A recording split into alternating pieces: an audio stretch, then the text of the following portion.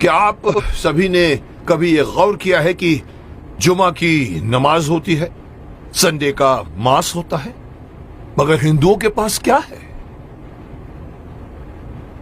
जुमा के दिन मुस्लिम लोग पूरे देश भर में मस्जिदों में जाकर नमाज पढ़ते हैं। क्रिश्चियन लोग हर संडे को अपनी फैमिली को लेकर चर्च में जाकर मास करते हैं। हिंदू क्या करता है? किसी ने गौर किया है आज तक? और फिर हम शिकायत करते हैं कि हमारे में एकता नहीं है। मुझे कल एक डिस्टर्बिंग चीज देखने को मिली टीवी पर। विश्लेषण करके मुझे बताया गया है, मैंने देखा कि पूरे वर्ल्ड में 190 करोड़ मुस्लिम्स हैं, मुस्लिम राष्ट्रों से मिलाकर। हिंदुस्तान में 100 करोड़ हिंदू हैं, लेकिन वो 190 करोड़ मुस्लिम एक कॉल पर इकट्ठे हो सकते हैं, हो जाते हैं। अगर मैं सिंपल वे से कहूं, एक सीटी मारते ही सब लोग एकजुट हो सकते हैं। क्रिश्चियन लोग मिलकर एक दूसरे से फोर्स बन सकते हैं, लेकिन हिंदुओं का क्या भाई? कोई हिंदुओं के पास में कोई एक ऐसी मैकेनिज्म है जिसके द्वारा पूरे 100 करोड़ हिंदू जाने एक दूसरे को? अरे साहब, नेक्स्ट फ्लैट में कौन रहता है हमें ये भी नहीं पता होता। मुंबई सिटी या हर सिटी की ये बात है। मैं ये कहना चाहता हूं कि हिंदुओं को अगेन मैं वही कहूंगा कि मैं कहना चाहता हूं कि मुझे पता नहीं कि मेरी बात में कितना वजन है, लेकिन मैं पूरे देश के धर्माचार्यों को, मैं देश के पूरे संत समाज के जो बड़े बड़े आसीन पदासीन है, मैं उनको कहना चाहूंगा, आह्वान कीजिए, आप एक दिन मुकर्रर कीजिए, एक दिन फिक्स कीजिए, हफ्ते में एक दिन आप अपना लीजिए। और अगर मुझसे पूछो तो वो मंगलवार आ सकता है, क्योंकि मंगलवार हनुमान का दिन है, हनुमान जी का दिन है। एक दिन मुकर्रर कीजिए, एक दिन फिक्स कीजिए, जिसमें पूरे देश भर के लोग अपने अपने इलाके के मंदिरों में जाकर 1 घंटे के लिए बैठ जाएं। क्या करेंगे आप लोग बैठकर? मुस्लिम लोग नमाज पढ़ते हैं, क्रिश्चियन लोग उनका एक अपना सिस्टम होता है, उनके फादर बोलते हैं। आप लोगों को, हिंदुओं को, कोई सिस्टम बनाने की कोई जरूरत नहीं, कोई आरती नहीं, कोई पूजा नहीं। आप ओमकार नाथ का जाप कीजिए। ओम 1 घंटे तक पूरा, जितने भी लोग, चाहे 50 हो, चाहे 100 हो, चाहे 200 हो, एक साथ मिलकर 1 घंटे तक आप ओंकार नाथ का जाप कीजिए। दूसरा ऑप्शन मैं दे रहा हूं, ओम नमः शिवाय, ओम नमः, इसका पाठ करिए आप 1 घंटे तक, या फिर गायत्री मंत्र का जाप कीजिए।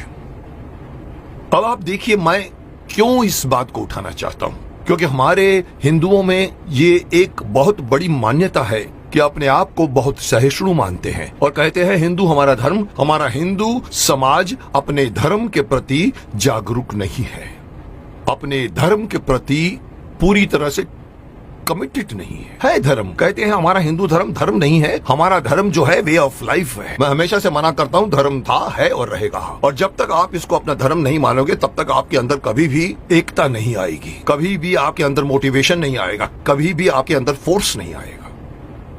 इसलिए मैं चाहता हूं कि सारे हमारे पूरे देश में आप इमेजिन कीजिए कि एक साथ पूरे देश में आप एक टाइम फिक्स कीजिए। मेरे हिसाब से रात को 7 से 8 बजे का टाइम फिक्स कीजिए।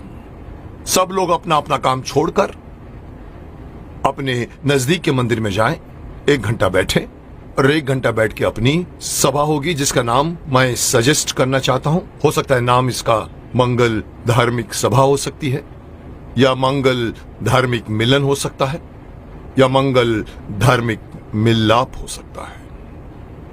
आप लोग वहां जाइए। हर हिंदू, मैं अगेन बात करना चाहूंगा, इसमें बौद्ध भी आ जाते हैं, सिख भी आ जाते हैं, जैन भी आ जाते हैं, उनको भी आना पड़ेगा, उनको भी साथ में आना पड़ेगा, क्योंकि 100 करोड़ में उनकी गिनती होती है। उन सब लोगों को अगर ये आदत पड़ जाए, हर मंगलवार रात को 7 से लेके 8 बजे मुझे अपने परिवार वालों को लेकर, साथ में बच्चों को लेकर जाइए और मंदिर में जाके बैठ जाइए। एक मेडिटेशन की तरह से आप लोग बैठकर वहां पर एक सभा कीजिए। उसका नाम मैं देना चाहता हूं मंगल धार्मिक सभा।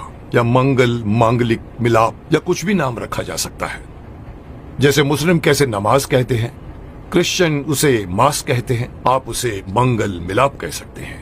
वहां आइए, आप देखेंगे आपका पूरा देश, आपके पूरे देश के 100 करोड़ हिंदू कितनी जल्दी एक दूसरे के साथ एकजुट हो जाएंगे, जिसका इस वक्त, इस कॉन्टेम्पररी आजकल आप देख रहे हैं जिस तरह के माहौल बन रहे हैं, उसमें हमारे हिंदुओं पर लोग एक तरह से हंसते भी हैं। उनको पता है कि ये लोग कोई मिलने वाले नहीं हैं। लेकिन अगर ये होना शुरू हो जाएगा तो आप सही अपने इर्द गिर्द के लोगों को सिर्फ जानोगे नहीं, पहचानना शुरू कर दोगे।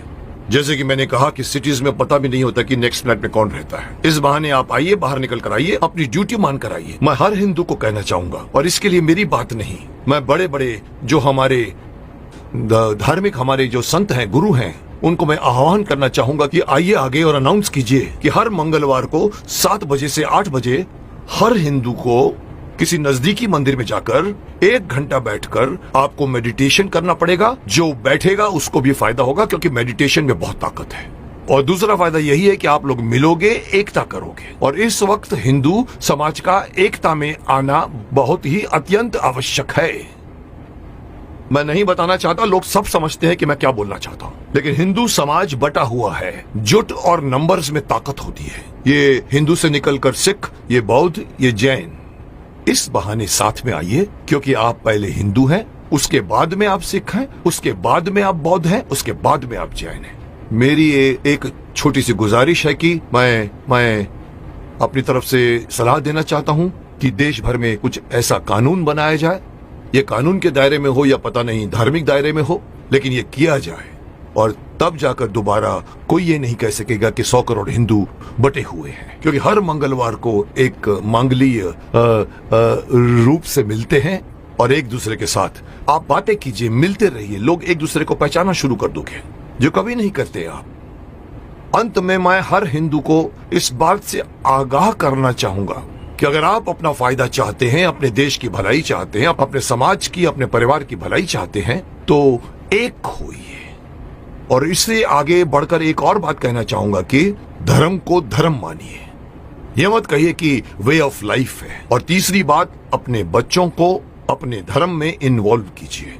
मैं अक्सर देखता हूं कि माँ बाप मंदिर में जा रहे होते हैं और छोटे बच्चे मम्मी से कहते हैं कि मम्मी मम्मी मम्मी मेरी सहेली मुझे खेलने के लिए बुला रही है, और माँ कहती है जा मत कीजिए। आप उस बच्चे का हाथ पकड़िए और बोलो चलो इस वक्त मंदिर जाना है। ये हर मुस्लिम करता है, ये हर क्रिश्चियन करता है, हिंदू क्यों नहीं करता? इसी का खामियाजा भुगत रहे हैं आप। बच्चों को बचपन से गीता पढ़ाइए, बच्चों को मंदिर लेकर जाइए। 1 घंटा या जब भी आप मंदिर में जाते हैं, विजिट करते हैं, बच्चों को साथ में लेकर जाइए, ताकि धीरे धीरे वो अपने देवी देवताओं को पहचानना शुरू करेंगे और एक हो जाएंगे।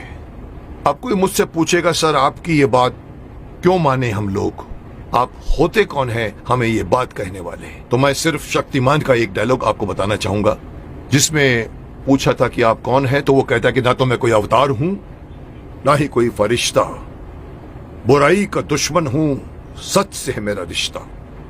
दुश्मन मेरे बुरे लोग नहीं, बुराई है। अगर बात मेरी मानोगे तो इसमें तुम्हारी भलाई है। तो आपकी भलाई के लिए कह रहा हूं, मान जाइए।